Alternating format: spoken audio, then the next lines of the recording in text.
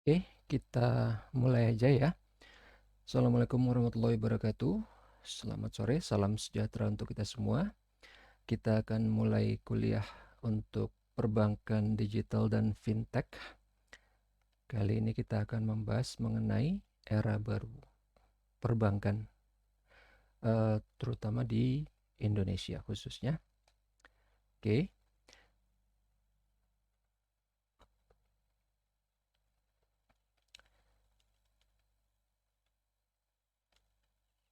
ini sebelumnya saya perlu menginformasikan dulu bahwa ini ada kuliah umum yang nanti mulainya jam 4, jadi kita akan selesai lebih cepat ya, lebih cepat, mudah-mudahan bisa sebelum jam 4, tapi uh, harusnya sih insya Allah bisa karena materinya ini udah nggak terlalu banyak dan pertemuan berikutnya kita tinggal review semua untuk persiapan menghadapi UAS.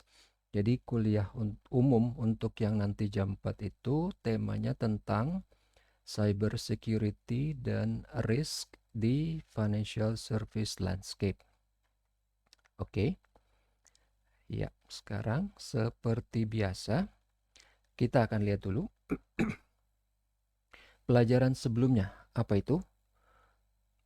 Di Digital Blueprints Industri Perbankan.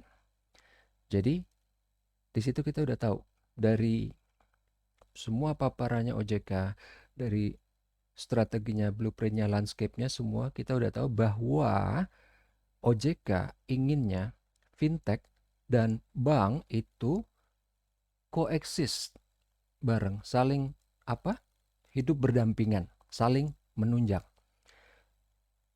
Yang kedua, yang mungkin ya pasti kita udah tahu karena kita udah sering ngalamin, bahkan kita udah melakukannya sendiri. Perbankan di masa depan akan syarat dengan fitur digital. Kita sadar atau nggak sadar, tapi kita udah ngalamin. Kita belanja di Shopee, kita belanja di Tokopedia, pakai apa? Pakai virtual account. Udah jarang yang pakai transfer bank manual. Karena apa? Harus nunggu diverifikasi dulu. Kalau virtual account langsung otomatis. Yang ketiga, yang terakhir ini yang penting dan nanti ada hubungannya juga dengan kuliah kita yang hari ini. Lending perbankan akan menghadapi tantangan dari peer-to-peer lending dan crowdfunding. Tapi dari tugas yang kalian lakukan, kalian udah lihat sendiri di situ. Jadi dari beberapa itu udah ada yang bikin peer-to-peer lending di bank lokal, ketiga bank lokal ini gimana sih? Ternyata tiga-tiganya ini udah menyalurkan kredit di lewat fintech peer-to-peer lending. Jadi si bank ini udah bukan nggak berantem lagi, tapi dia ngeliat oke, ini udah jadi opportunity buat kita. Kita bisa ikutan masuk dan fintechnya juga senang karena apa? Yang punya banyak duit siapa? Bank kan? Jadi begitu bank masuk, oke, bagus malahan. Oke, sekarang kita akan lihat. Jadi ini kita kayak flashback dulu ke belakang. Sebelum kita bisa ngeliat ke masa depan, kita harus ngeliat ke belakangnya dulu seperti apa. Roadmap bank itu pertama kali gimana? Bank 1.0, historicalnya. Tradisional, banking center. Jadi cuma di branch, primary access point-nya cuma satu. Awalnya dari mana? Dari Medici family di Italia. Di abad ke-12. Bank 2.0. Jadi udah, ini kalau kita ingat kuliah pertama, penggunaan teknologi oleh bank. Salah satunya apa? ATM. Tahun berapa? 67. Itu yang pertama kali mulai muncul, membuat orang jadi nggak perlu antri ke bank kalau cuman mau ngambil kas. Jadinya di situ udah mulai ada satu fenomena. Jadi kalau waktu itu kita pernah ngalamin ya waktu di bank, begitu dia buka ATM itu kelihatan antrian tuh jauh berkurang. Karena apa? Orang bisa tinggal ngambil ATM ngambil duit lewat ATM. Nah, ini mulainya triggernya itu adalah dari ATM dan makin dipercepat tahun 95 waktu internet mulai komersial. Apa kalau kita mungkin taunya itu .com. Jadi dulu semuanya masuk ke internet, Pizza Hut masuk ke internet, terus IBM masuk ke internet, semua masuk ke internet. Google waktu itu belum ada. Ya, anggaplah ada misalnya siapa? Yahoo. Yahoo masuk ke internet. Yahoo memang di internet karena dia search engine. Lycos. Terus apa? Alta Vista. Berikutnya, ini udah mulai menarik. 3.0. Ini kita sekarang nih. Jadi banking di mana itu udah didefinisikan ulang karena apa? 2007 smartphone mulai muncul dan lebih heboh lagi 2008 iPhone mulai pertama muncul. Di situ dan yang paling penting yang waktu itu saya pernah bilang, kalau cuman internet, kalau cuman smartphone belum. Justru yang bikin heboh itu apa? Mobile payment. Karena apa? Ini nggak berhubungan dengan smartphone. Buktinya apa? Mobile payment yang pertama itu pakai SMS. Jadi dia bahkan nggak perlu smartphone. Contoh lainnya apa? Yang di Kenya, M-Pesa. Dia benar-benar nggak perlu smartphone. Dia nggak pakai aplikasi. Dia nggak perlu Android. Dia nggak perlu iOS. Benar-benar SMS. Dan itu menjadi akhirnya mobile payment terbesar di dunia. M-Pesa. Ingat kan waktu itu kalau nggak salah mata kuliahnya judulnya Inovasi Fintech. Dan di situ mobile payment masuk, peer-to-peer lending, challenger bank mulai masuk atau orang bilangnya neobank mulai masuk. Dan itu semua tetap dibungkus dengan apa? Dengan mobile, dengan device yang mobile, dengan smartphone.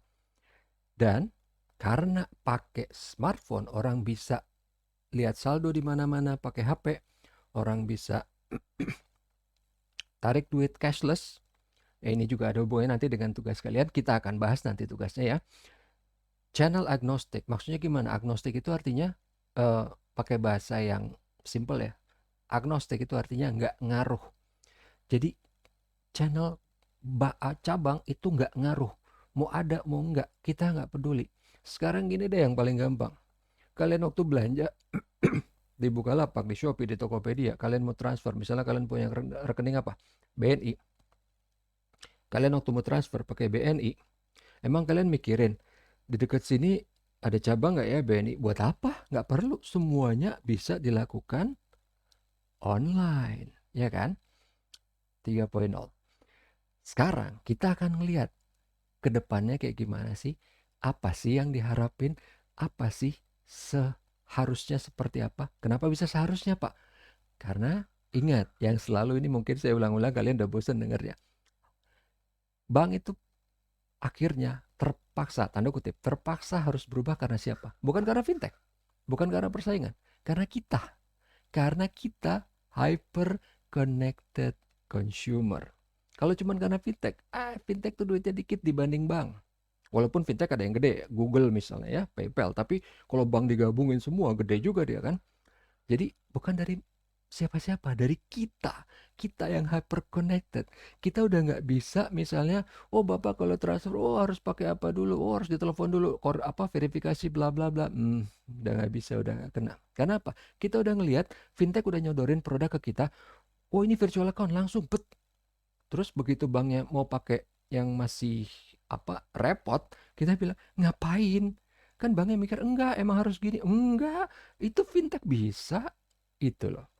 Kitanya udah hyper connected, kita udah lihat alternatifnya seperti apa, yang bagus seperti apa, yang convenient seperti apa, yang nyaman seperti apa. Bank 4.0 itu gimana sih? Ini cuman apa ya? Bahasa definitif. Seperti yang kalian tahu, saya paling nggak suka deh bahasa definitif karena apa? Saya memposisikan diri sebagai kalian waktu dulu zamannya mahasiswa, ngapalin definisi itu paling malas karena kita bahkan jadi kehilangan pengertian yang sebenarnya karena kita sibuk ngafalin definisi, kita lupa ini apa yang dimaksud dari kalimat ini, kata ini maksudnya apa. Jadi Ini saya akan cuman bahas sedikit definisi, tapi nanti kita akan lihat apa yang dimaksud Bank 4.0, rangkuman dari semua kuliah kita. Jadi 4.0 dia harus embedded itu adalah masuk ke dalam kehidupan sehari-hari kita sampai nggak kelihatan. Nah, maksudnya gimana, Pak? Sekarang gini, kita taunya pengalaman sehari-hari nih.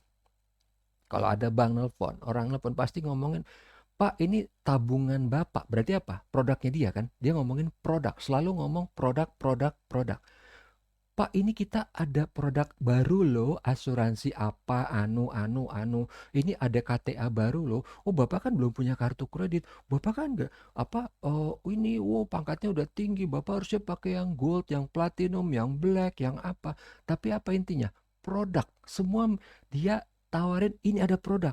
Terserah itu mau cocok apa enggak, ditawarin, disodorin. Itu udah nggak bisa. Di 4.0 bukan itu. Dan kalau tetap bank pengen maksa nawarin seperti itu, akan ditinggalin. Oleh siapa? Oleh kita. Ini nggak ada hubungan sama fintech. Oh, bukan fintech yang menghajar sampai banknya hancur. Enggak. Kita. Oleh kita. Kitanya hyper connected. Kenapa? Saya ngomong pribadi. Pengalaman sendiri. Saya ditelepon mungkin misalnya sekali oke lah ditelepon nawarin produk. 2 kali oke lah. 3 kali, 4, 5, 6. Saya langsung blok. Ya walaupun bank itu kan pinter kan, dia pakai nomor lain. Saya juga pakai aplikasi, saya pakai Truecaller. Jadinya dia mau pakai aplikasi, dia mau pakai nomor apapun, selama nomor itu udah di tag oleh user lain bahwa itu spam, saya nggak akan terima.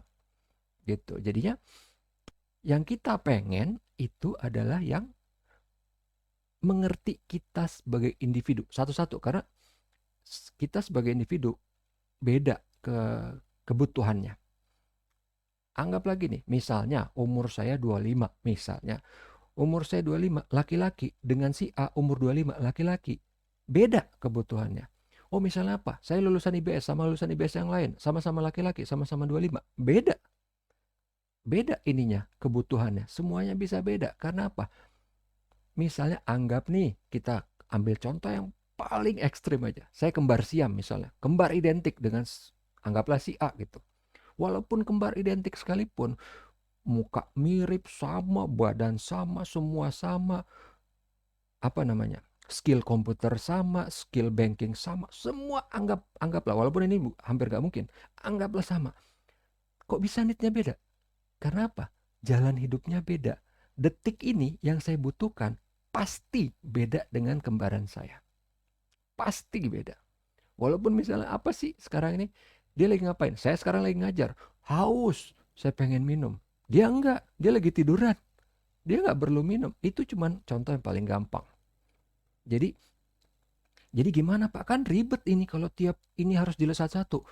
Itulah gunanya big data, itulah gunanya AI, itulah gunanya machine learning. Jadi bukan orang yang nanti akan ngeliatin satu-satu. Let the computers do the job.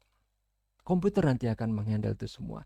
Jadi di sini embedded, ubiquitous. Ubiquitous itu artinya tidak terlihat, transparan, delivered secara real time. Ini juga penting, karena apa? Again, sekali lagi, kita hyper connected. Kita gak suka yang lambat. Jadi percuma, dia udah bikin yang canggih-canggih, tapi nanti baru dia kasih, udah lewat momennya. Contoh yang gampang tadi, saya misalnya nih lagi ngajar gini, saya perlunya apa? Haus, minum kan. Tapi ntar, si banknya dipikir dulu, air yang bagus apa nih?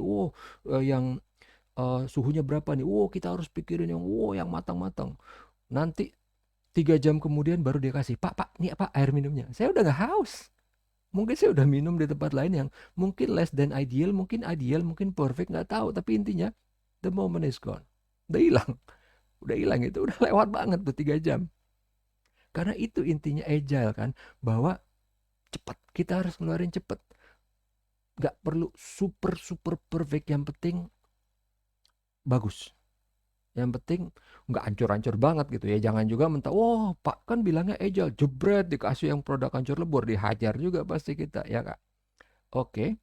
Jadi di sini real time technology layer, dan ini hubungannya tadi dengan embedded di dalam kehidupan sehari-hari apa? Sesuai dengan konteksnya. Kita lagi perlu apa? Itu yang dikasih. Dan itu cuma bisa tahu kalau apa? Lewat big data, lewat artificial intelligence, lewat machine learning. Frictionless, ini yang tadi kita bilang apa? Hyperconnected. Kita maunya cepat. Kita nggak mau ada friksi. Maksudnya apa friksi, Pak? Friksi itu gesekan. Jadi misalnya gini, kita mau transfer. Kayak tadi nih ya contohnya, kita mau transfer. Oh iya, tapi Bapak harus verifikasi dulu ya. Nanti tunggu kita telepon dulu. Lama. Atau enggak begitu. Oke lah dia teleponnya cepat. Tapi kan, oh iya Pak, maaf dengan Bapak siapa ini? Oh iya saya Bapak Yudi. Oke Pak, sebelumnya saya harus pastikan dulu ya bahwa Bapak ini benar. Bapak nama ibu kandungnya siapa? Nomor nomor apa? Nomor KTP-nya berapa? Oh come on gitu. Lama kan jadinya. Friction, we don't want it. Kita bahkan pasti, oh ya udah kita akan tinggalin. Ini pengalaman saya pribadi waktu itu. eh saya nggak tahu saya udah pernah cerita apa belum, tapi ini hubungannya dengan salah satu internet provider. Jadi saya mau komplain, apa yang dia bilang apa? Kan ingat waktu itu kita harus opti channel. Oke, dia sediain banyak channel bisa lewat mana, tapi enggak, ternyata dia cuma sediain satu channel. Lewat mana? Lewat saya telepon lewat IVR, lewat apa namanya itu voice response ya. Apa mesin ya, kalau kita bilangnya mesin, jawabannya pakai pre-recorded message, manusia yang suaranya direkam. Tekan 1 untuk apa, tekan 2 untuk apa. Udah nih, udah telepon pakai IVR, pas mau laporkan keluhan. Untuk melaporkan keluhan harus ke website mereka. Ketipu kan saya, udah lewat telepon, tetap akhirnya ke website. Oke lah ke website, saya pergi ke websitenya, minta nomor KTP. Oke, nyari dulu dompet kemana. Siapa juga yang hafal nomor KTP? Udah dapat nomor KTP, minta apa lagi? Nomor pelanggan. That's it, saya close. Nggak jadi. I will not be their customer. Karena apa? Saya nggak tahu kalau misalnya kalian se nggak sabar itu apa nggak. Cuman saya seperti itu. Dan saya yakin ada orang lain juga yang seperti itu. Karena apa? Ribet banget, kita cuman mau ngelaporin keluhan, kita bukan mau minjem duit, kita bukan mau ngapa-ngapain, come on gitu loh, perlu apa lagi, dia perlu nanya seberapa banyak, cuman kita pengen ngelaporin keluhan. Misalnya anggaplah nggak usah nomor KTP, langsung aja nomor pelanggan dong, ya nggak, nomor pelanggan aja, toh datanya udah ada di situ, ya nggak. Itu yang paling penting. Jadi friction harus diminimalisir kalau bisa dihilangkan. Tapi tujuan dari fintech adalah meminimalisir friction ini, karena bank menciptakan banyak friksi. Karena apa? Bank itu diatur oleh banyak institusi, bank itu punya banyak aturan, bank itu adalah industri yang syarat dengan peraturan. Kemunculan fintech itu pengen meminimalisir friksinya. Jadi apa? Karena apa? Dia tahu fintech ini siapa sih isinya? Orang kan? Orang ini pasti banking juga, dan dia udah paham. Contoh apa? TransferWise. Dia udah tahu seberapa ribetnya transfer ke negara yang aneh. Misalnya waktu itu contohnya dia adalah employee nomor 1 dan nomor 2 dari Skype yang kebetulan misalnya ditugasin di mana? Icelandic. Dia anggaplah misalnya, ya kalau kita nggak tahu ya, kan kita juga nggak hafal lah Icelandic di mana sih. Anggaplah Kutub Utara, daerah yang super remote, yang jauh banget. Even orang Amerika juga taunya itu jauh. Kanada, Alaska, ke sana lagi. Transfer pakai apa? Nggak ada cabang. Mau misalnya, kita banknya keren deh, apa ya? Citibank. Cabangnya di mana? Mungkin ada di satu negara itu cuma satu kota, jaraknya berapa puluh kilo. Tetap aja kan ribet. Akhirnya pakai True, benar-benar TransferWise itu bisa lewat mobile, bahkan antar negara. Cuman kita perlu sign upnya juga nggak ribet seperti biasa. Karena ya fintech pasti dia pengennya meminimalisir friction. Kalau enggak, dia nggak bakal jadi besar. Udah, tinggal kita nentuin rate-nya gimana. Kan kalau di bank, oh ya lihat dulu rate-nya berapa. Kalau ini enggak, Pak, rate-nya sama dengan yang tertera di Google. Dia bisa lihat, saya bisa lihat. Transparan kan? Ingat kuliah pertemuan pertama, teknologi menghasilkan transparansi. Jadi, oke, rate-nya berapa, saya mau transfer. Saya sekarang, lagi karena di Icelandic, misalnya nih, saya digajinya dalam pound sterling. Saya mau transfer ke rumah pakai ke apa? Misalnya rumah saya di Italia atau di mana. Oh, mau pakai euro atau mau pakai apa gitu. Oh iya Pak, rate-nya pakai apa nih? Lihat di Google Pak. Di mana? Di internet. Gampang gitu. real-time contextual experience frictionless engagement, dan smart ya. Smart itu tadi dibilang kan bahwa kita nggak perlu mikirin lagi, Bapak mau transfer apa? Sekarang mau transfer berapa? Misal tadi contohnya 600 pound. Misalnya 600 pound kan si Britain, UK kan udah exit dari euro ya. Jadi dia udah pakai pound lagi. Transfer ke mana? Ke euro. Berapanya? Otomatis langsung dong terkalkulate kan. Based on apa? Rate-nya Google detik itu, jam itu. Kalau misalnya, oh rate-nya lagi jelek, ya udah Bapak mau transfer kapan? Sejam kemudian atau 2 jam kemudian. Atau saya mau transfer misalnya rate-nya sudah lebih bagus 10%, otomatis. Jadi kita nggak perlu nungguin. Smart. AI based device AI based advice layer. Kalau ini hubungannya bukan ke transfer, hubungannya misalnya ke wealth management. Hubungannya misalnya ke investment. Jadi kalau dulu, sekarang misalnya investasi itu siapa yang ngasih saran?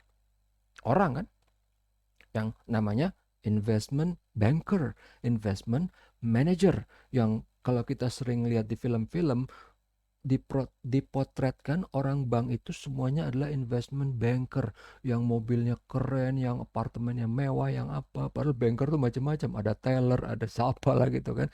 Tapi selalu kalau di Hollywood kan digambarkannya sebagai investment banker yang duitnya gede banget gitu.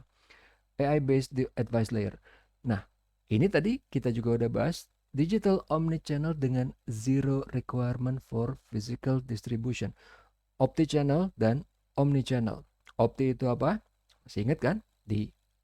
Kayaknya di UTS juga keluar kan? Opti-channel menyediakan banyak channel. Tapi yang lebih penting bukan itu. Yang lebih penting karena semuanya ujungnya ke siapa? Ke konsumen.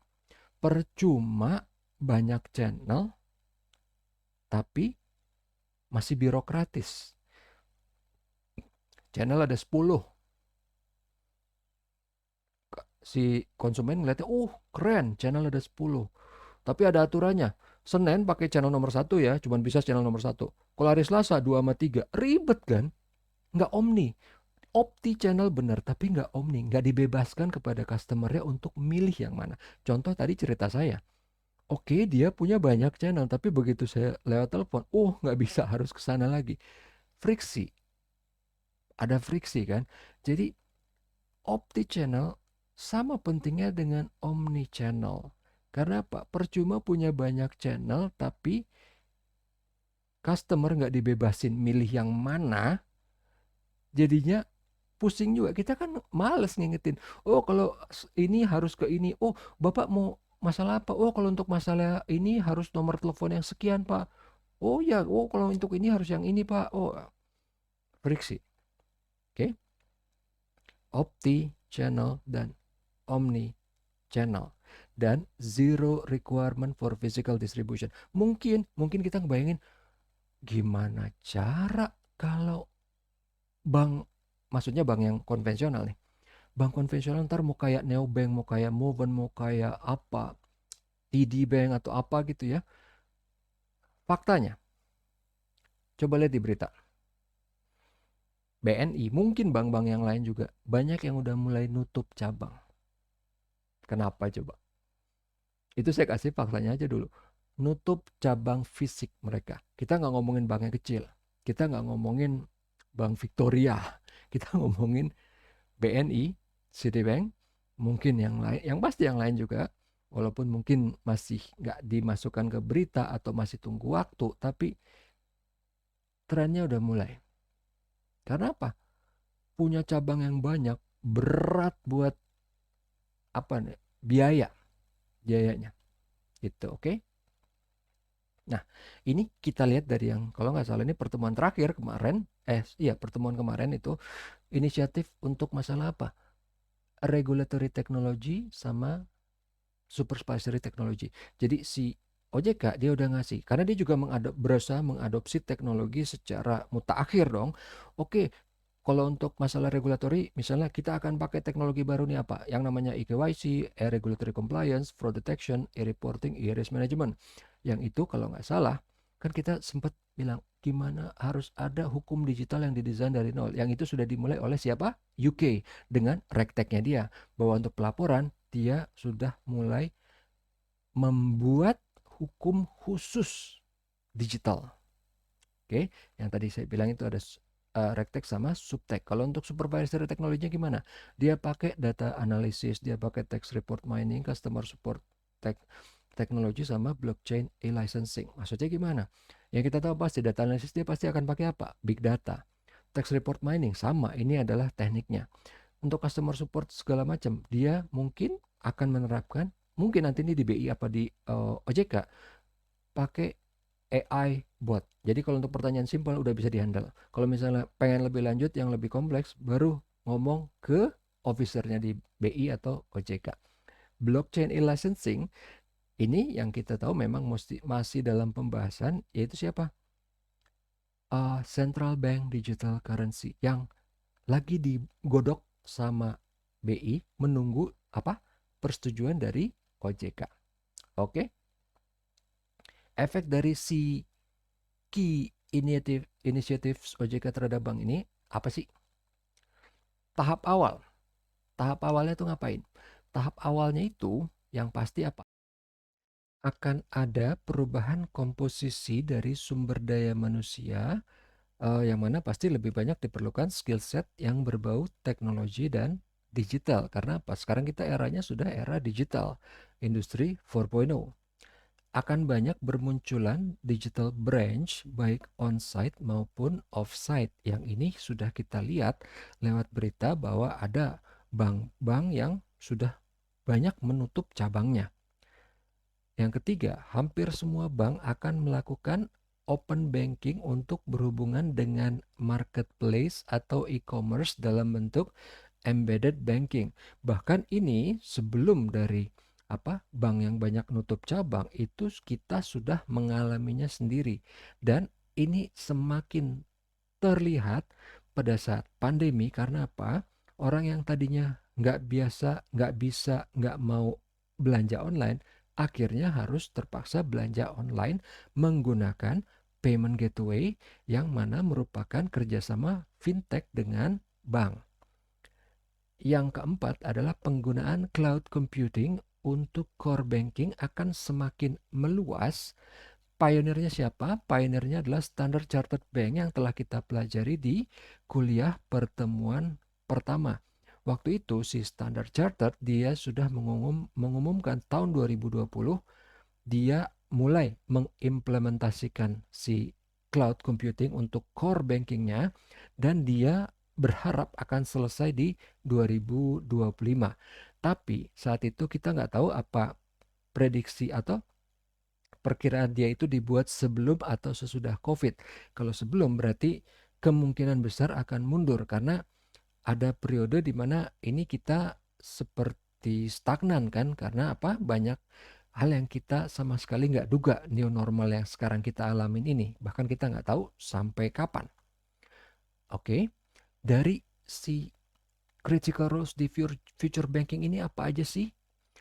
Pertama, data scientist, karena kita tahu semua itu nanti akan di-driven by data, big data, bahwa data itu akan menjadi new oil, akan menjadi sesuatu yang berharganya sama kayak minyak bumi gitu. Yang kedua apa? Machine learning specialist, ini juga ada hubungannya dengan big data.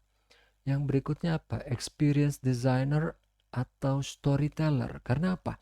Kita sekarang adalah hyper connected consumer. Kita menuntut not just a product, we demand experience, good experience yang enak, yang nyaman, yang convenience. Jadi kalau misalnya ada e-commerce yang kalau mau belanja ngekliknya harus banyak, kalau mau check out doang ngekliknya harus banyak, itu nggak bakal jadi populer di kita. Karena apa?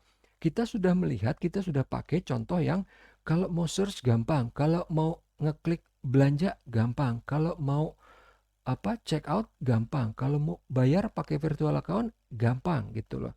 Yang berikutnya apa? Behavioral psychologist. Jadi ini ada hubungannya dengan waktu itu mata kuliah kita tentang apa? Tentang perubahan perilaku manusia karena teknologi, yaitu yang mempelajari apa? Cyber psychology. Jadi behavioral psychologist ini juga berhubungan karena kita sekarang sudah menjadi hyper connected consumer, kita menuntut experience, kita menuntut something yang gampang, yang kayak apa? Design thinking, bahwa di mana website ataupun aplikasi, pokoknya tampilan yang muncul di depan kita itu bukan cuman harus bagus atau artistik, tapi harus mudah, gampang, gampang dimengerti. Jadi orang yang belum pernah pakai, dia tinggal ngeliat, oh ini begini, oke gitu. Jadi itu juga yang diperlukan, bahwa tiap apa? Tiap suatu desain itu harus memberikan kemudahan, dan ini juga terkait dengan misalnya budaya. Mungkin aplikasi yang bagus di Indonesia mungkin nggak bagus di negara lain misalnya, yang karena apa? Mungkin budayanya beda, mungkin etnisnya beda, mungkin cara pandangnya beda. Tapi intinya ini bisa spesifik tapi bisa juga general. Oke. Critical roles in the future banking yang berikutnya apa? Blockchain integrator. Ya, kita tahu karena apa? Karena nantinya teknologi blockchain ini akan banyak dipakai di sektor-sektor di pemerintahan ataupun bahkan di swasta. Jadi nanti misalnya si apa nih, core banking pakai blockchain, nanti data di kependudukan pakai blockchain, nanti akan ada integratornya, akan ada agregatornya, bahwa oke, kalau mau ngambil dari sini gimana, ngambil data dari sini gimana, kurang lebih seperti itu. Compliance and risk programmer, sekarang kita ngelihat bahwa untuk kayak misalnya lawyer, dokter, nanti kalian juga misalnya accountant, atau mungkin dari manajerial, itu nggak cuman bisa dengan skill yang kalian punya. Jadi misalnya kalian accountant, kalian harus punya skill accounting, tapi kalian juga harus tahu gimana cara mengaplikasikan ilmu accounting itu di dalam sistem atau di dalam dunia digital. Maksudnya kita tahu misalnya ada PSAK 47, PSAK berapa, itu nanti programmingnya di Java seperti apa. Atau misalnya udah ada, gimana cara menganalisanya, kalau ada bug, kalau ada error, gimana cara memperbaikinya. Kurang lebih seperti itu. Jadi bukan cuma ilmunya, tapi ilmunya dihubungkan dengan teknologi digital. Yang berikutnya apa? Community advocate. Ini maksudnya gimana? Karena kita ada di hyper connected consumer, kita tuh udah nggak bisa cuman dikasih lip service. Maksudnya gimana? Kalau zaman dulu, kalau orang misalnya bank melakukan kesalahan apa terhadap nasabahnya, banknya tinggal bilang, oh ya maaf ya, ini karena apa, Uh, dia nggak akan bilang bahwa itu kesalahan bank. Dia cuma bilang, oh ya ini karena gini, bla bla bla, ada masalah teknis, bla bla bla bla bla bla, selesai. Zaman dulu itu bisa. Karena apa? Orang pun juga nggak terlalu tahu. Kalau sekarang kita udah sangat melek teknologi, kita sangat melek dengan sistem, dengan apa. Jadi kalaupun misalnya dikasih tahu banknya, oh ini karena gini-gini, kalau kita nggak puas, walaupun kita gaptek nih, kita nanya ke orang, kita nanya ke Google, kita nanya kemana, kita lihat di YouTube, oh ternyata nggak kayak gini, nggak kayak gini. Kita bisa jadi nggak puas, kita bisa jadi marah. Dan kalau dulu kita marah nggak bisa kemana-mana. Sekarang kita marah, kita bisa didengar banyak orang, bahkan di seluruh dunia. Lewat apa? Sosial media. Ya kan? Lewat WhatsApp, lewat forum, lewat grup, lewat apa. Jadi kenapa makanya perusahaan yang doing business, any kind of business, pasti akan perlu community advocate, karena pasti akan ada saatnya dia perlu meredam itu yang zaman dulu cukup dengan lip service, sekarang udah nggak bisa. Udah benar-benar harus ditanganin secara fair, secara transparan gitu. Yang berikutnya apa? Identity broker. Ini waktu itu saya udah pernah bahas beberapa kali masalah identity broker. Contoh yang paling gampang yang mungkin kita sering alamin, misalnya kita ke website yang baru nih, yang harus register. Males kan? Kita udah ke berapa puluh website, berapa ratus website, kalau semuanya harus register, capek kan? Jadi di situ ada tombol apa? Login with Google. Enak kan kalau kayak gitu? Jadinya Google dalam hal ini dia sudah menjadi identity broker. Jadi kita nggak perlu capek-capek register atau apa. Dan website itu udah tahu bahwa kita ini siapa lewat data yang di-provide Jadi diambil dari si Google. Google itu jadi identity broker. Ini akan jadi penting di masa depan karena apa? Karena nantinya e-commerce itu nanti akan banyak dan gak akan cuman satu. Gak akan ada satu e-commerce yang gede banget yang bisa memenuhi kebutuhan semua orang. Gak akan. Pasti akan ada banyak karena tipe tiap orang beda-beda. Jangankan itu, laki sama perempuan aja beda. Kayak waktu itu yang kita bahas di tugas yang pertama. Laki-laki kebanyakan suka Tokopedia, perempuan suka kebanyakan Shopee. Itu kelihatan dari psikologisnya, dari apanya. Tapi intinya, bahkan nanti laki-laki ada yang suka Tokopedia, ada yang suka Bukalapak, mungkin ada yang suka Lazada, ada yang suka banyak. Semuanya bisa hidup gitu loh. Nah, disinilah perlunya si identity broker. Kebayangkan kalau misalnya sekarang ini mungkin orang masih bela-belain baru cuma 5 e-commerce. Kalau ntar ada puluhan atau mungkin nggak cuma e-commerce, ada website atau ada apa, biar gak capek-capek kita harus login. Kalau nanti identity kita udah dalam bentuk blockchain, itu tinggal login as saya misalnya, masuk ke website apapun tanpa perlu register, karena capek kalau harus register kan. Itu yang penting untuk si identity broker. Berikutnya, existing role yang akan menjadi tetap kritikal di masa depan yaitu apa? Business analyst. Maksudnya gimana? Karena bank itu nggak akan pernah bisa memprovide kebutuhan IT-nya sendiri, bahkan kebutuhan yang lainnya pun sendiri. Dia pasti akan perlu orang lain, pihak lain, badan lain. Jadi dalam hal ini kalau misalnya bank, dia melihat nasabah atau customer nih, hyper connected customer perlu sesuatu. Mungkin dia nggak punya, dia nggak bisa, dia akan bikin projectnya. Oke, dalam project itu pasti akan perlu business analyst yang menerjemahkan kepada si vendor, ini bank ini maunya seperti apa. Dia menerjemahkan ke orang vendor IT-nya. Nanti dari vendor IT-nya ngomong bahasa IT akan diterjemahkan lagi ke pengambil keputusan di bank yang biasanya bukan orang IT, yang gaptek gitu kan. Nah, itu business analyst perannya. Yang berikutnya si venture capital team. Karena apa? Ini hubungannya sama dengan yang business analyst, bahwa si bank dia nggak akan pernah bisa memprovide kebutuhan si IT-nya itu sendiri kan. Plus kalau misalnya gini, dia bisa aja tadi kalau yang pertama dia business analyst dia bikin project. Tapi kalau yang berikutnya misalnya ini udah terlalu gede. Contohnya misalnya apa ya? Kayak yang di waktu itu saya pernah bilang masalah ICBC, dia bikin e-commerce sendiri. Kalau misalnya ada, anggaplah siapa ya, BNI, dia mau bikin e-commerce tapi dia nggak punya skill di situ. Dia misalnya outsource dengan yang udah punya e-commerce apa, tapi nggak, jangan yang gede. Kalau Tokopedia mungkin kalau mau dibeli sama BNI kemahalan gitu kan. Misalnya yang baru muncul, baru apa, tinggal dilihat, oke, diinvest oleh BNI atau mungkin bahkan sama BNI dibeli sekaligus semuanya, karena BNI pengen menciptakan e-commerce punya dia sendiri sama seperti si ICBC. Makanya kenapa itu penting, karena kedepannya si bank ini akan menghadapi banyak tantangan, dan misalnya itu nggak bisa dia penuhi sendiri, dia bisa bikin project pakai vendor, pakai fintech atau apa, atau dia bisa melihat existing fintech yang udah ada, dia entah dia acquire atau dia investing ke sana gitu. Nah, di efek dari key initiatives OJK terhadap bank yang di tahap berikutnya itu apa? Social media customer engagement.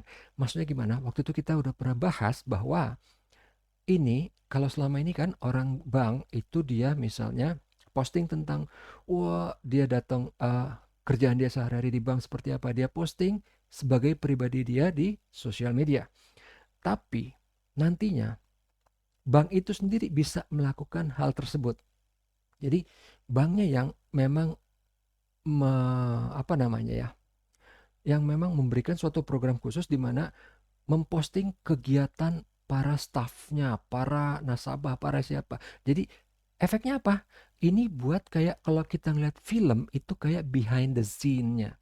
Jadi kalau kita nonton film, that's one thing. Tapi kita lihat behind the scene-nya, itu kita kayak melihat sisi lain gitu loh. Jadi di sini kalau balikin contohnya ke bank tadi, orang akan melihat bank itu bukan institusi, dia melihat ini kumpulan dari orang-orang juga sama kayak kita, jadi lebih dimanusiawikan.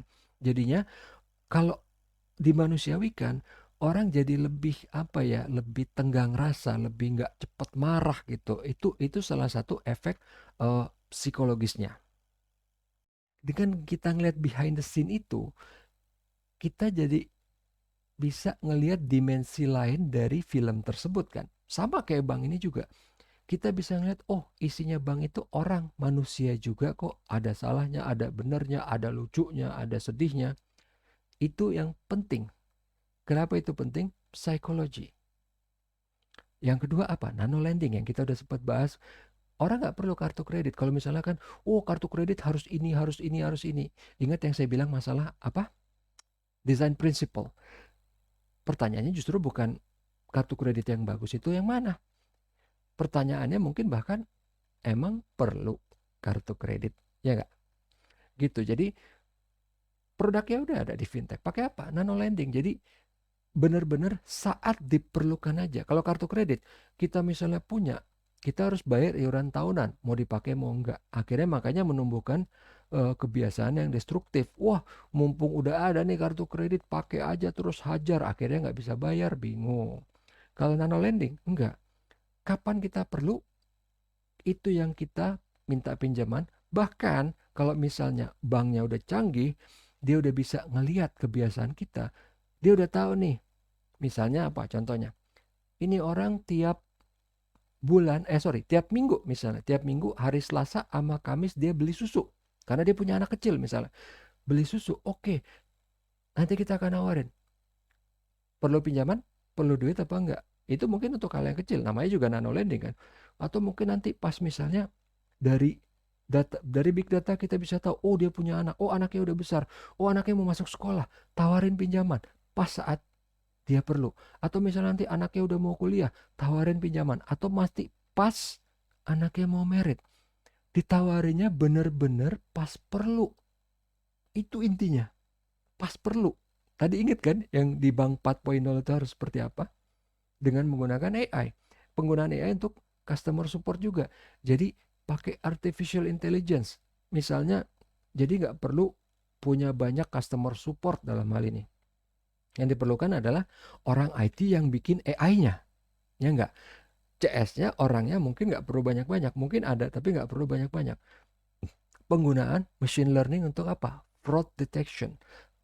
Pakai big data, pakai machine learning bisa dilihat kan misalnya, oh tipikal orang seperti apa, penipuan yang sudah pernah terjadi seperti apa. Jadi mesin bisa belajar untuk bisa mereka-reka kira-kira di mana nanti ini bakal bolongnya, di mana kira-kira titik lemah dari sistem ini. Kurang lebih kayak gitu. Penggunaan CBDC dan blockchain ini tadi kita udah sempat bahas. Dan yang terakhir, ini yang paling penting, menjadi agile bank.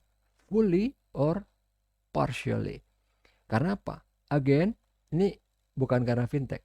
Fintech gak ada hubungannya sini. Karena kita hyper connected consumer. Kita pengen cepet. Agile. Agile intinya cepet. Gak perlu mikir terlalu panjang. Keluarin aja dulu. Baru nanti kita modif. Kurang lebih intinya gitu. Oke. Nah tadi ini kalau si nano lending, AI sama ML dia harus disupport oleh big data yang proper. Oke. Nah, sekarang ini yang tadi saya bilang apa dari kuliah yang sebelumnya kita lihat dari sisi lending, bank akan menghadapi ancaman dari siapa? Peer-to-peer lending. Tapi itu sudah berhasil di netralisir, banknya ikut terjun ke dalam peer-to-peer lending. Sekarang yang penting dari sisi deposit atau funding. Banknya akan berhadapan sama bukan fintech, big tech dengan Alibaba, Amazon, Google, Tencent, Apple ataupun neobank. Walaupun neobank sekarang belum masuk, nanti mungkin dia one way or another akan masuk. Buktinya apa? Google yang big tech waktu itu kan mau masuk ditahan. Samsung Pay, Google Pay semua, Apple Pay mau masuk ditahan. Tapi Google bisa nyelinap lewat mana? Yang saya bilang waktu itu, kalau kalian sering main game mobile, kalian ke Indomaret beli voucher Google, bisa kan? Itu masuk lewat situ dia.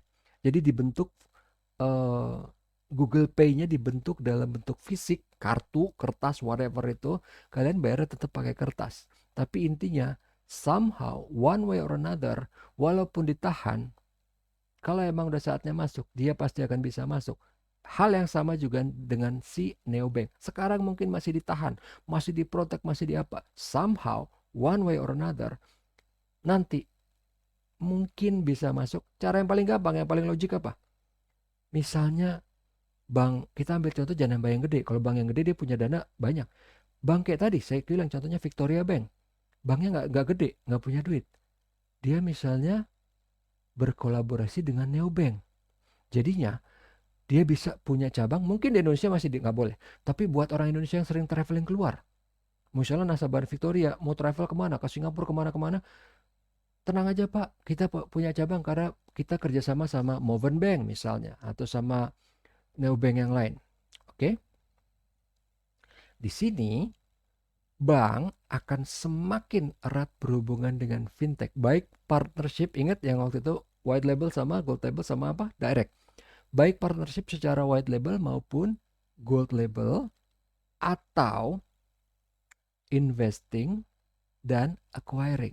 Investing, dan ini sudah terjadi di bank lain di luar, itu karena dia tahu, oh ini ada fintech yang bagus, ada bank yang invest ke situ supaya apa? Karena dia pengen ambil teknologinya. Contoh yang paling gampang, kalau saya nggak salah, itu ada bank yang dia invest ke salah satu teknologi dari payment gateway. Jadi waktu itu payment gateway yang merupakan saingan beratnya PayPal. Walaupun dia masih kecil, tapi dia kecanggihannya sama persis. Kalau nggak salah namanya Stripe. Ternyata Stripe itu di-funding sama banyak. Termasuk siapa yang nge-funding? Google. Terus siapa lagi yang nge-funding? Visa. Visa ini ya networknya kartu kredit. Terus ada juga bank yang ikut nge-funding di sana. Saya lupa kalau nggak salah banknya itu bank dari Australia.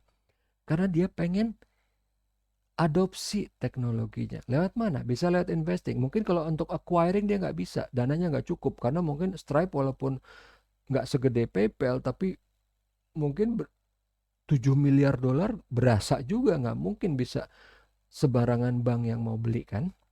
Oke.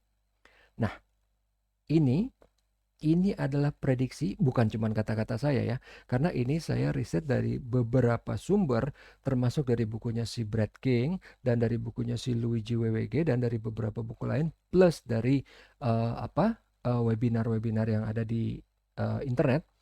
Jadi yang pasti, penduduk yang sekarang belum menjadi nasabah bank, di masa depan akan menjadi nasabah fintech. Ingat yang kemarin yang apa? Unbank sama underbank. Unbank sama underbank itu yang akan dilayani oleh fintech. Jadi mungkin dia nggak jadi nasabah bank, tapi apa? Dia masuk lewat fintech. Tapi fintechnya kerja sama bank. Akhirnya ntar jadi nasabah secara nggak langsung nasabah bank juga. Sama kayak misalnya contohnya OVO.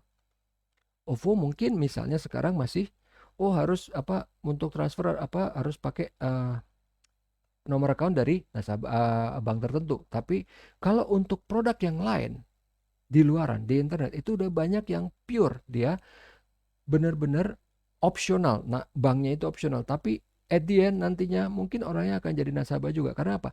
Kita kalau dipaksa males, tapi kalau nggak dipaksa kita akan lihat sendiri kan, kayaknya boleh juga gitu. Tapi kalau dipaksa jadi mikirnya kan malah curiga gitu.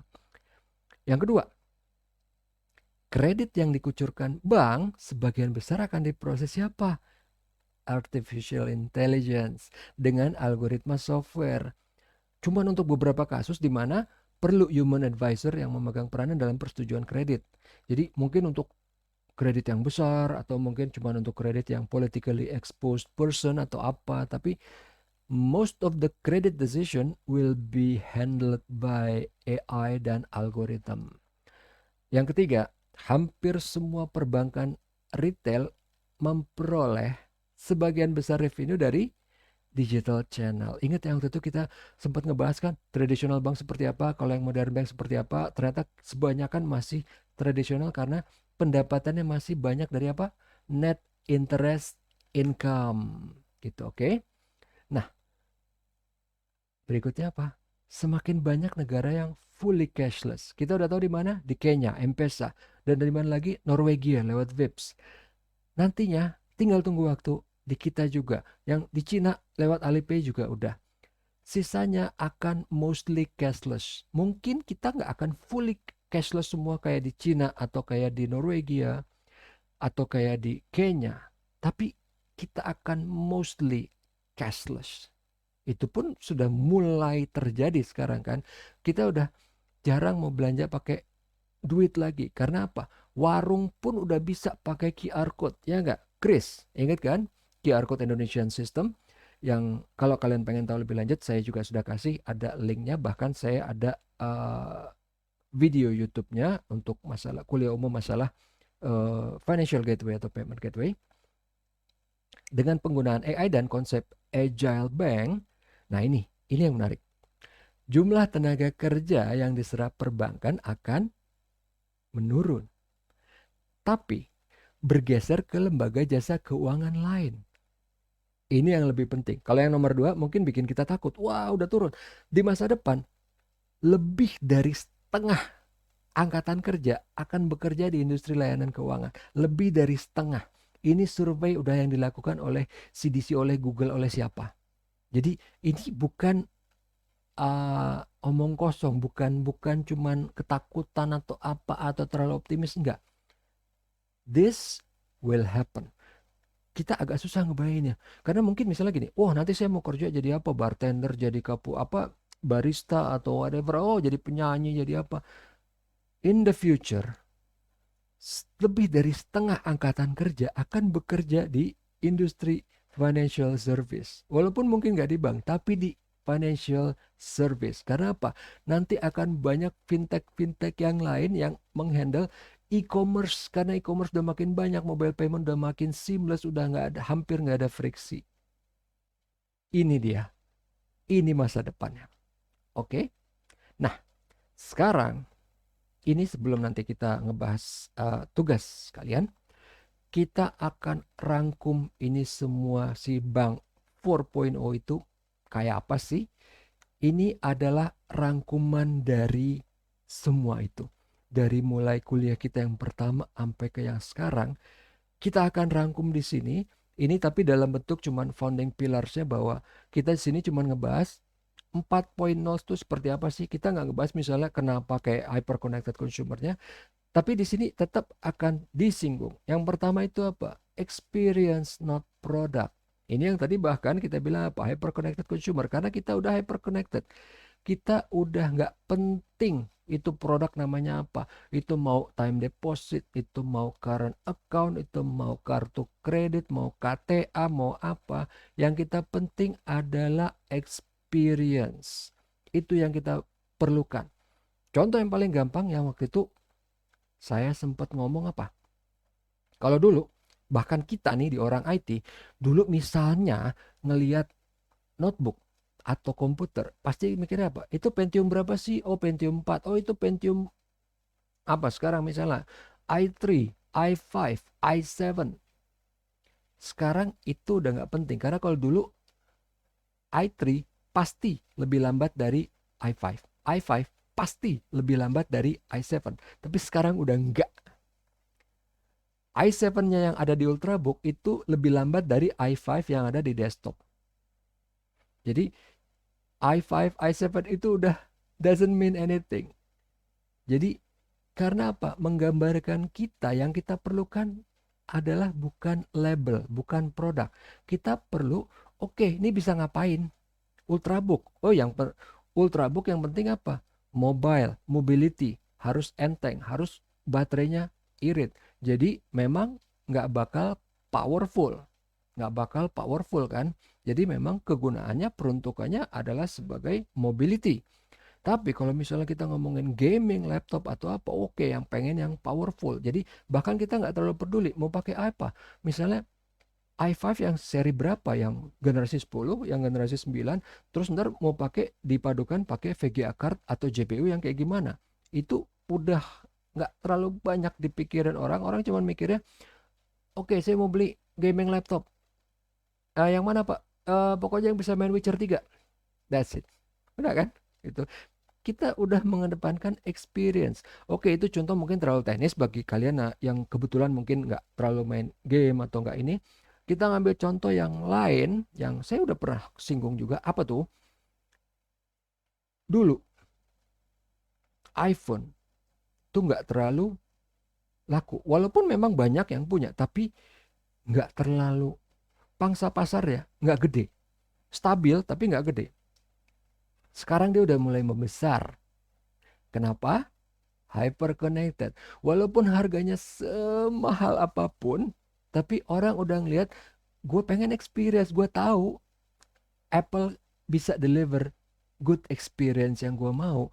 Beli, wah tapi nggak punya duit buat beli MacBook. Oh ya udah beli yang second, beli yang edisi 2018 misalnya, beli yang second atau beli yang new old stock misalnya. Tapi at the end experience yang kita pengen. Udah bukan oke, harga mahal atau gimana. Ada cara lain yang kita bisa tempuh. Ya itu tadi contohnya kan. Ya udah deh MacBooknya mungkin yang edisi 2018 misalnya. Itu experience, not product. Yang kedua apa? Innovative talent. Tadi yang kita udah sempat bahas bahwa nantinya orang yang kerja di bank semakin sedikit. Nah, yang sedikit ini yang kerja di bank yang diperluin talentnya apa? Udah nggak kayak dulu. Udah bukan dari finance management, bukan dari accounting, bukan dari manajemen, bukan dari apa. Terserah mau seperti apa, yang pasti mereka harus melek teknologi. Mereka harus tahu ini era digital. Jadi kalaupun misalnya, oh dia ngerti masalah psikologi misalnya, oke, tapi psikologinya dalam bungkus kerangka digital seperti apa. Oh kalau misalnya orang yang sering terpapar di device digital, dia tipe-tipe psikologisnya seperti apa? Seperti itu. Jadi psikologisnya bukan yang zaman dulu, tapi yang udah ala-ala digital. Jadi talent-talent yang lain pun yang diperlukan semua udah berbau digital. Jadi tadi kan kita udah lihat bahwa oh di bank itu akan semakin berkurang, nanti pindahnya ke financial services yang lain. Bahkan financial services itu nanti lebih dari 50% angkatan kerja akan kerja di financial services, yang di bank akan berkurang. Tapi yang berkurang ini seperti apa yang tadi kita bahas? Innovative talentnya itu yang seperti apa? Yang berikutnya data driven big backbone. Maksudnya gimana? Yang gampang satu kata, big data. Dua kata sih actually ya. Big data. Jadi semuanya harus data driven. Mau nawarin sesuatu itu harus ada konteksnya. Jadi kalau kayak sekarang nih ya kan, kita ditelepon sama bank. Bank itu nggak peduli kita perlu apa nggak. Pak ini ada ini kartu kredit nih Pak, ini kartu kredit bagus nih Pak, bla bla bla bla bla bla. Atau ini ada KTA apa? Dia nggak peduli kan. Kalau ini data driven, sebelum dia nawarin anything, itu dia udah harus tahu ini orang siapa, kerjanya di mana, lulusnya kapan, kebiasaannya apa, dia ngapain aja. Jadi gua akan tawarin ini, dasarnya apa? Itu dia udah harus bisa jawab sebelum dia nawarin. Jadi itu, tapi Pak itu riset tuh panjang lama kan? Iya itu pakai big data, itu pakai AI, pakai machine learning. Itu maksudnya.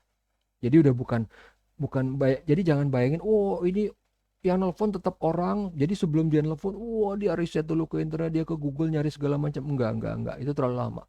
Dan lagi kesian orangnya, wah dia harus kepoin berapa puluh orang mungkin seminggu gitu ya. Tapi bukan, ini nggak dihandle orang, ini dihandle oleh big data, AI sama ML, machine learning. Yang berikutnya apa? Agile architecture. Kita udah sering dengar agile. Tapi intinya apa sih? Justru di sini keywordnya yang paling penting. Oke, nantinya bank harus agile ya kan. Tapi yang terpenting adalah kita sekarang misalnya banknya masih oh apa ya namanya? Masih terbelenggu dengan sistem yang lama. Itu nggak jadi alasan. Karena apa? Sistem yang lama gradually nanti akan digantikan, walaupun misalnya anggaplah belum sekarang, tapi kita tetap kebutuhan udah mendesak nih, hyper connected consumer, orang udah berubah. Gimana caranya? Ya tadi, investing, acquiring, white label, gold label. Jadi agile architecture-nya mungkin nggak fully, tapi yang pasti kita udah harus tahu bahwa ini urgent. Jadi si bank itu udah harus tahu ini urgent. Gimana caranya? Oh nggak bisa pakai sistem yang sekarang kita punya. Fine, nggak apa-apa. Suruh fintech yang ngerjain. Itu intinya. Artificial intelligence tadi ada hubungannya dengan siapa? Dengan si backbone, data driven backbone, yaitu big data. Jadi si artificial intelligence dalam bentuk apa nih? Dalam bentuk chatbot, dalam bentuk AI apa? Customer service atau apa. Tapi yang lebih penting lagi, kita anggap artificial intelligence ini misalnya dibagi dua deh, untuk eksternal bank, untuk internal banknya sama untuk eksternal. Untuk internal banknya, ingat yang tentu kita bahas masalah si Citibank. Dia pakai AI buat ngapain? Buat nentuin nanti ini harga kemana, ini harga berapa, atau yang paling gampang waktu itu buat matching, ini debitnya udah ada, kreditnya mana nih. Kalau orang yang nyari mungkin pusing, mungkin waktunya nggak cukup, mungkin segitu banyaknya, pakai AI. Itu yang internal. Yang eksternal apa? Yang sering kita udah bahas ya tadi, apa, chatbot atau apa segala macam. Atau mungkin kalau kita pengen nentuin ini orang perlunya bagusnya dikasih apa nih, layanan seperti apa. Ya, itu pakai artificial intelligence. Smart partnership itu apa? Yang tadi yang ada hubungannya dengan si agile. Banknya nggak bisa sekarang. Oke, ya udah, tapi ini kebutuhannya mendesak. Hyper connected consumer udah di depan mata. Ini udah digital era. Kitanya nggak bisa, nggak jadi alasan. Partnership dengan siapa? Dengan fintech. In terms of apa? Kita bisa investing, kita bisa acquiring, kita bisa beli, kita bisa invest, kita bisa kerjasama, white label, gold label, anything. Bisa semua, nggak ada alasan. Smart partnership. Nah, berikutnya ini adalah si blockchain-nya gimana sama data broker. Data broker itu apa tadi? Yang kalau misalnya si tadi contohnya si Bank BNI, dia pengen tahu nasabah ini gimana, dia ke data broker. Dia pengen tahu lebih lanjut ini seperti apa, ke data broker. Mungkin bisa yang paling gampang salah satunya adalah Facebook, tapi dia cuma di sosmed Facebook doang kan. Kalau misalnya nih perusahaan pengen tahu lebih banyak, gue pengen tahu anything semua, nggak cuma di Facebook, di Instagram seperti apa, di Twitter seperti apa, di mana-mana semua. Ya mungkin kebetulan Facebook punya Instagram atau punya YouTube, tapi di tempat lain. Kalau namanya data broker, dia punya semua. Itu yang dimaksud. Jadi perlu ininya, perlu apa? Si BNI dalam hal ini dia perlu menghubungi si data broker kalau dia pengen tahu lebih lanjut si orang ini seperti apa. Mungkin dia nggak punya data semuanya kan, tapi dia mengkontak si data broker supaya dia bisa mengetahui semua yang bisa diketahui tentang orang ini. Blockchain. Blockchain itu nantinya, ini yang kita udah lihat prediksinya gimana. At the end nantinya core banking, walaupun tadi kan kita bilang si bank mungkin nggak berubah cepat, tapi eventually nantinya core banking akan didasarkan atas teknologi blockchain. Gitulah kurang lebih. Nantinya kalau untuk blockchain itu seperti apa. Belum lagi kalau nanti misalnya BI pakai apa? CBDC. Open banking udah sering banget kita bahas bahwa open banking itu seperti apa, API-nya seperti apa. Bahkan ini sudah terjadi. Ini bahkan satu hal yang sekarang ini perfectly sudah ada, sudah terjadi, sudah bisa dibilang sempurna ya enggak, tapi sudah terjadi. Jadi kesimpulannya apa? Si banking ini akan embedded di dalam kegiatan sehari-hari kapan saja, di mana saja, dan real time.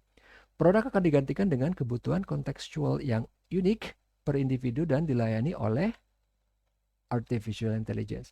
Dan channel distribusi sudah dalam bentuk digital. Ini cuman pengulangan dari tadi yang kita sudah bahas beberapa kali bahkan ya, seperti apa. Sekarang kita akan bahas tugas kalian. Singkat aja, karena ini tinggal beberapa menit lagi sebelum jam 4 ya. Fintech Innovation on Local Banks. Di sini ada Mandiri, BNI, BRI, dan namun sama BCA. Oke. Nah, sekarang ini kita akan lihat pembukaan rekening online. Ya, sekarang rata-rata semua sudah bisa. Waktu dulu yang bisa baru siapa sih? Jenius BTPN kan. Sekarang semua udah bisa buka rekening online. Sudah bisa pengajuan kredit online. Peer-to-peer lending. Ini yang menarik kan. Karena apa?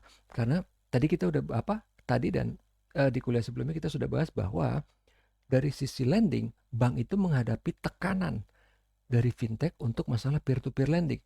Tapi menariknya apa? 4-5 bank ini semua sudah menyalurkan kredit lewat mana? Lewat peer-to-peer lending. Jadi sekarang itu udah bukan ancaman bagi bank. Karena apa? Itu bahkan bank melihat sebagai opportunity. Mereka bisa menyalurkan kredit lewat channel baru, channel tambahan yang mana diciptakan oleh si fintech. Jadi bisa hidup bareng, udah kelihatan gitu kan. Yang berikutnya apa? Chatbot voice assistant berbasis AI.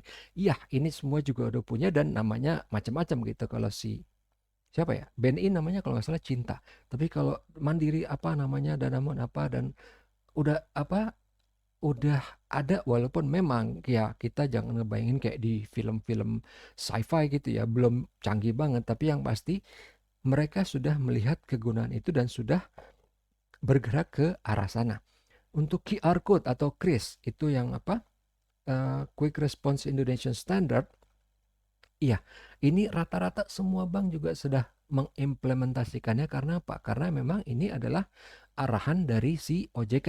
Jadi kalau misalnya dari kalian ada yang pengen mendalami atau pengen melihat lebih lanjut, bisa lihat di kuliah umum saya yang berjudul Financial Gateway atau Payment Gateway. Di situ akan membahas juga mengenai masalah KRIS itu apa, implementasinya seperti apa, dan nanti ke depannya gimana. Dan ini kalau nggak salah juga ada di blueprint paymentnya BI yang saya juga sudah upload waktu itu untuk pertemuan yang sebelumnya. Tapi memang saya nggak bahas detail karena apa? Karena dia sangat IT banget, sangat spesifik banget. Dia ngebahas misalnya front end-nya harus seperti apa, middle end-nya harus seperti apa, back end-nya harus seperti apa. Oke, yang berikutnya Super App yang udah pakai NFC. Iya, semua rata-rata di sini untuk BNI sudah punya aplikasi mobile banking sendiri dan apa bisa NFC. Mandiri, Danamon, BRI, BCA juga sudah bisa. Dan penggunaan API untuk open bank, contohnya virtual account, iya semua juga sudah bisa thanks to e-commerce. Karena e-commerce makin meledak kemana-mana, bank juga pasti akan ikutan. Karena apa? Pengen memberikan kemudahan kepada nasabahnya kalau mau belanja e-commerce manapun, misalnya dia mau bayar pakai rekening banknya gitu kan. Jadi misalnya nasabah BNI, dia mau belanja di Tokopedia, dia pengen pakai rekening BNI ya bisa. Karena apa? Di situ si Tokopedia sudah kerjasama dengan BNI untuk menyediakan virtual account untuk belanja di Tokopedia. Penggunaan e-money, ya ini rata-rata semua ya udah punya e-money kayak BNI Tap Cash, ada Brizi, ada BCA juga udah ada, Mandiri udah ada, dan Danamon juga udah ada. Dan untuk yang terakhir, menyelenggarakan kompetisi hackathon. Kenapa? Buat apa sih bank ini? Kenapa repot-repot? Gini, jadi bank itu misalnya mempunyai kebutuhan. Oh, dia tahu ini karena menghadapi industri 4.0 atau menghadapi hyper connected consumer, menghadapi e-commerce, menghadapi neo challenger bank, dia misalnya punya kebutuhan sendiri. Misalnya apa? Contoh yang paling gampang, misalnya siapa nih? BRI. BRI mau buka e-commerce. Dia nggak punya specialties di situ, dia nggak tahu di situ. Dia mau bikin aplikasinya gimana, dia nggak tahu, dia nggak punya pengalaman. Dia tinggal bikin hackathon, kompetisi.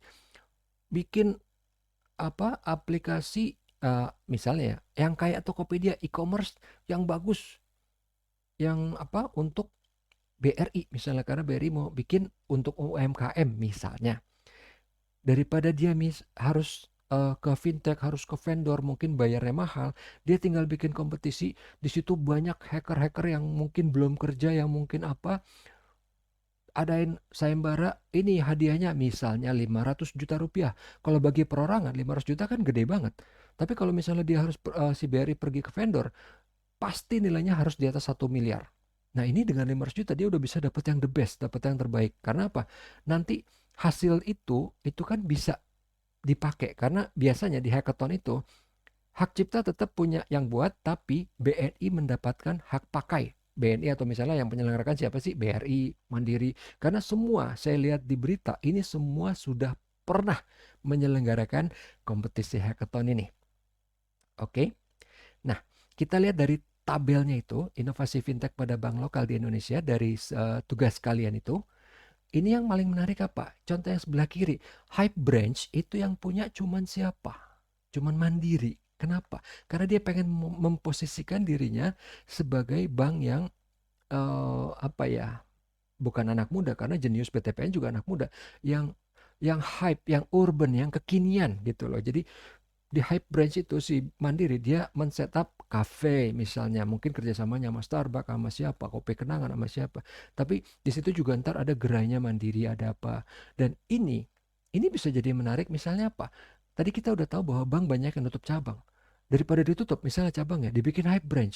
Mungkin di Hype Branch itu jadinya nggak terlalu perlu cabang, cuman perlu ATM, sisanya adalah cafe. Tapi orang taunya itu Mandiri misalnya gitu ya. Ya itu cuman ide aja sih. Cardless ATM. Nah, ini ada yang pertama saya bahas dulu dari kalian, ada yang waktu itu bilang bahwa BRI nggak punya cardless ATM, padahal BRI punya lewat aplikasi BRI Mobile. Yang berikutnya yang aneh, kenapa Mandiri nggak punya? sebenarnya Mandiri punya kemampuan itu. Dia punya apa? Dia punya apa sih namanya? E-money kan? Toll card itu dia punya. Bahkan kita bisa top up lewat Tokopedia dengan handphone yang NFC. Kenapa dia nggak taruh itu di mana nih? Di ATM-nya. Karena di ATM-nya dia bisa kalau kita lihat di berita, tapi harus lewat link aja. Link aja itu punyanya kalau nggak salah ya punyanya Telkomsel. Pokoknya sama-sama punya negara. Jadi kayaknya si Mandiri ini dapat tekanan bahwa dia harus lewat sana kalau untuk cardless ATM-nya. Padahal secara infrastruktur, secara resource dia punya semua, bahkan udah ada gitu kan. Si e-money-nya itu bahkan termasuk salah satu yang pertama. Cloud computing, ini yang tadi saya bilang bahwa dari berita Mandiri, BRI, BCA, BNI itu dikatakan sudah, padahal baru mulai, belum selesai. Yang sudah siapa? Danamon. Kenapa saya yakin? Karena vendornya Cloudera itu vendor untuk penyedia cloud computing ini yang dipakai oleh si BCA juga. Tapi Cloudera dia sudah menerbitkan white paper atau namanya kayak jurnal ilmiah mengenai keberhasilan dia, sukses story dia mengimplementasikan cloud computing di Danamon. Berarti sudah selesai, sudah jalan itu. Yang lain itu belum, tapi memang beritanya bilang sudah, which is misleading. Jadi kalian yang mengerjakan tugas itu nggak salah, walaupun saya kasih notes di situ bahwa ini beritanya yang salah, bukan kalian yang salah. Digital ecosystem gimana? Kita lihat di sini. Kalau Danamon memang karena dia pangsa pasarnya nggak ke sana. Plus lagi Danamon sudah 2 kali berpindah tangan bank. Dia dibeli sama siapa kalau nggak salah waktu itu saya ingat DBS ya. Terus habis itu siapa lagi. Dan mungkin si pemilik yang terakhir belum tahu ini nanti arahnya kemana si Danamon ini. Karena yang saya tahu pasti Danamon itu sebenarnya sangat sangat inovatif. Cuman sekarang ini karena mungkin berapa pas pindah kepemilikan, pemilik yang baru masih wait and see. Mau dilihat ini kemana arahnya. Terutama digital ini, terutama nanti kan di OJK ini blueprintnya seperti apa. Kalau BCA, dia bukannya nggak punya. Kita lihat lagi di kolom yang berikutnya, di e-commerce-nya UMKM. Dia nggak mau bikin. Karena apa? Kalau kita lihat Mandiri, BRI, BNI, dia bikin digital ecosystem dari nol. BCA pengennya apa? Dia sedang, ya, ini beritanya, dia sedang melobi pemerintah supaya nanti e-commerce-nya dia itu yang dipakai untuk UMKM. Dia mau nyerang siapa? BRI. Dia mau nyerang BRI. Dia nggak mau satu-satu dari nol. Dia maunya segelondongan dengan melobi pemerintah. Makanya kenapa dia digital ecosystem nggak punya. Padahal dia canggih, dia punya teknologinya. Kenapa nggak? Ternyata dia punya agenda lain. Nah, inovasi digital UMKM ini seperti yang kita lihat itu si BCA nggak punya. Karena apa? Ya itu tadi, dia maunya ngambil sekaligus langsung segelondongan semua. Fingerprint login. Kenapa si BCA nggak pakai? Dari beritanya, waktu itu CEO-nya BCA yang bilang, kita melihat bahwa fingerprint ini nggak aman. Jadi, waktu itu memang sekelompok hacker dari Cina, dia datang ke waktu itu kayak seminar untuk hacker gitu ya. Dia datang, dia mendemokan. Nih, kita kasih demo. Kan waktu itu saya udah pernah sempat bahas bahwa teknologi fingerprint itu ada tiga jenis ya. Ada apa? Capacitive, optical, sama ultrasonic. Jadi dia mendemokan ketiga jenis ini dengan mudah dihack. Mereka mendemokan itu ada beberapa orang, tapi yang bikin waktu itu awalnya orang lihat, wah iya ternyata benar nih nggak aman bla bla bla, itu yang menyebar ke semua orang. Tapi ini yang nggak menyebar ke orang. Waktu itu akhirnya kita tanya, toolsnya pakai apa? Kenapa bisa begitu bla bla bla, kita tanya detail, mereka nggak provide. Jadi kita curiga, kok bisa? Oke, sekarang kita coba. Dia waktu itu misalnya pakai handphone apa? OnePlus atau misalnya pakai Xiaomi, pakai apa? Kita coba kok nggak apa-apa gitu. Jadi itu masih big question, masih tanda tanya. Kenapa? Memang waktu itu pernah ada kasus si Samsung Galaxy S8 kalau nggak salah, dia mulai pakai tipe yang baru. Dia bukan pakai yang Kalau kita sekarang kan kalau handphone-handphone yang biasa kan di belakang gitu ya dalam bentuk kapasitif namanya itu. Nah, dia mulai pakai di layar supaya kelihatan keren kan. Jadi fingerprintnya di layar. Itu sebenarnya nggak ada kekurangan karena itu pakai teknologi ultrasonik. Yang bikin tanda kutip jadi masalah tuh apa? Karena orang pakai tempered glass, dikasih tempered glass di depannya. Jadinya fingerprintnya itu terserah pakai fingerprint siapapun itu bisa kebuka handphonenya, which is itu sangat bahaya kan. Nah, ini yang waktu itu Samsung nggak siap bahwa orang akan pakai tempered glass yang segitu tebelnya. Jadi ultrasoniknya itu nggak tembus, bukan cuma nggak tembus, jadinya mengakibatkan false positive namanya. Jadi fingerprint siapapun dianggap adalah fingerprint pengguna gitu. Itu waktu itu yang sempat jadi masalah dan akhirnya cepat direktify oleh si Samsungnya. Cuman BCA masih ketakutan ngelihat ini. Padahal sebenarnya fingerprint itu sudah aman. Walaupun memang kalau dibanding yang lain pastilah jauh banyak yang masih lebih aman kan. Retina scanner aman tapi teknologinya amat sangat mahal. Facial recognition itu memang aman tapi coba kita lihat. Facial recognition itu baru ada di mana? Handphone yang flagship ke atas, menengah ke atas. Yang biasa-biasa belum ada. Karena apa? Dia perlu computing power yang tinggi. Yang terakhir apa nih? Pelayanan kredit online di daerah. Cuman BRI. Karena memang itu adalah nature-nya si BRI yang memang sampai ke pelosok-pelosok kecil yang bahkan kantor pos pun nggak ada, dia ada di situ. Oke, gitu. Nah, ini sudah selesai.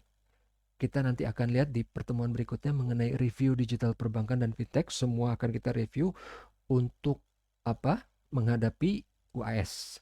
Oke, seperti biasa, kalau misalnya sekarang nggak ada pertanyaan, kalau nanti baru keinget bisa ditanyakan lewat fitur diskusi di e-kampus, bisa lewat WhatsApp group, bisa lewat WhatsApp pribadi, atau bisa japri lewat email. Oke, saya sudahi aja. Assalamualaikum warahmatullahi wabarakatuh.